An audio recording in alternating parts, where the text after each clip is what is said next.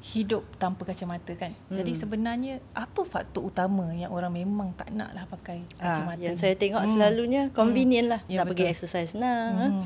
Yang keduanya saya tengok nak cantik. Okay? Bila nak cantik tu datangnya rasa confident. Kalau kita pakai cermin mata tu, saya rasalah pengalaman saya lah kan, dia macam ada view yang terhad. View yang terhad tak clear kan. Lepas tu tak lagi clear. satu masa hujan.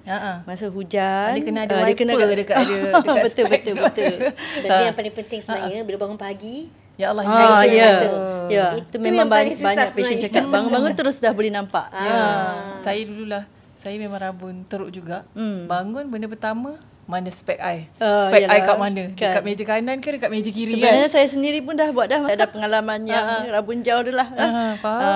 Actually yang mendorong saya buat LASIK ni sebenarnya untuk saya sendiri ialah bila saya ada anak. Saya nak bangun tengah malam nak bancuh susu kan. Dia cari spek dulu baru cari susu. So bila dah buat tu senang sangat. Terus itu yang menarik podcast kita hari ni. Sebab orang yang bercakap ni semua dah pernah buat LASIK. Kecuali Dr. Musha. Kecuali saya.